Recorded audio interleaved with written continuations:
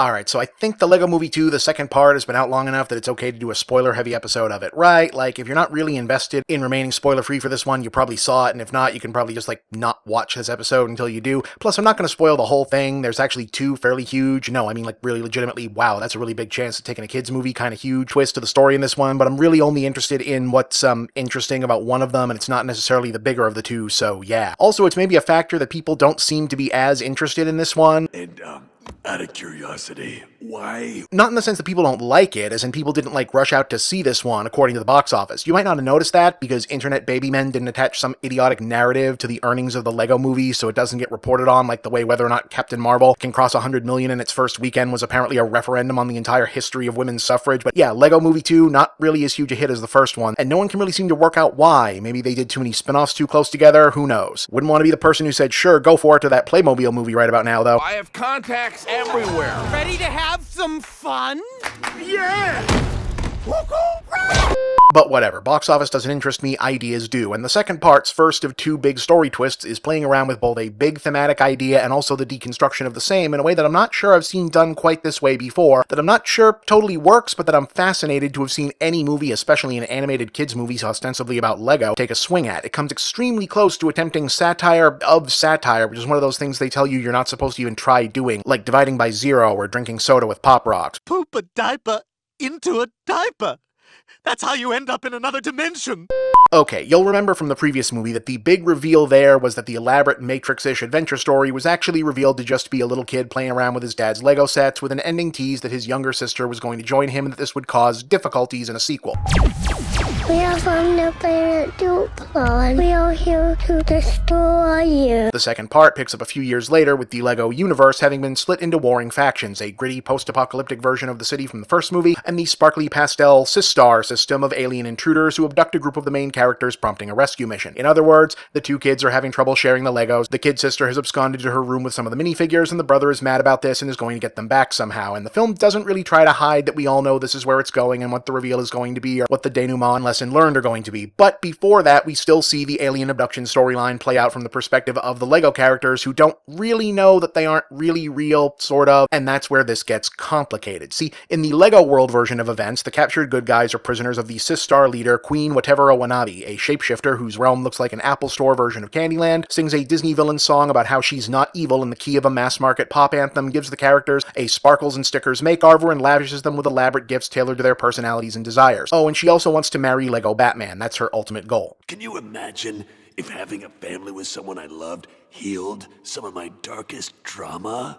Barf. In other words, as Heroine Wildstyle keeps trying to tell everyone, she's acting exactly like a movie villain, cartoonishly so in fact, but also a very explicitly gendered version of movie villainy, where powerful women, behaving generously, are always playing at seduction with a sinister ulterior motive, and any display of power with maternally benevolent sheen always turns out to be an iron fist and a velvet glove. At the same time, when Emmett and new co-hero Rex Dangervest show up for the rescue, they find the outer areas of the Sistar city comprised of a suspiciously tidy pastel 1950s style suburb, where all the various Lego minifigures abducted from their world have been living, but now instead of wanting to fight or do adventures, they're more into hanging out, homemaking, being friendly. In fact, all the superheroes and their respective villains are friends now, no conflict like they've been brainwashed, and yes, the stylistic layout and tone of the sequence feels very much like an explicit evocation of Camazotz from Madeleine L'Engle's A Wrinkle in Time, one of the examples of the conformist suburbia as dystopian mind prison trope.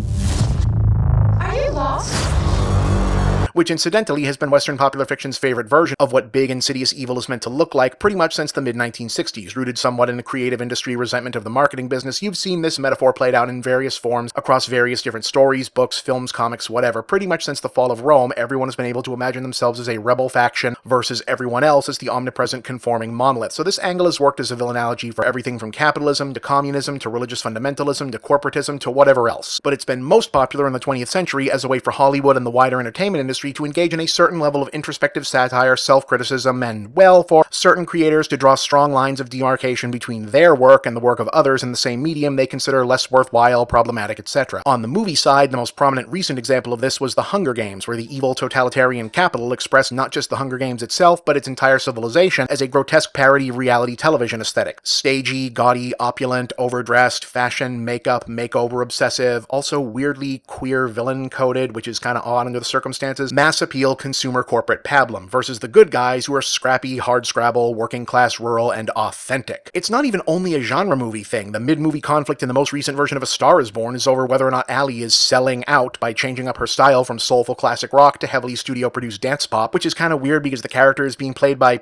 Lady Gaga. But to its credit, the movie plays it mostly ambiguous as to whether we're supposed to think she's really sold out or if Jackson Maine is just being a dick about it at that point. Either way, Lego Movie 2 keeps to that same Hunger Games-ish direction, but swapping out the hopefully unintended queer coding for extremely intended gender coding. Sounds like a trap. This guy's a vampire. Attractive, non-threatening teen vampire.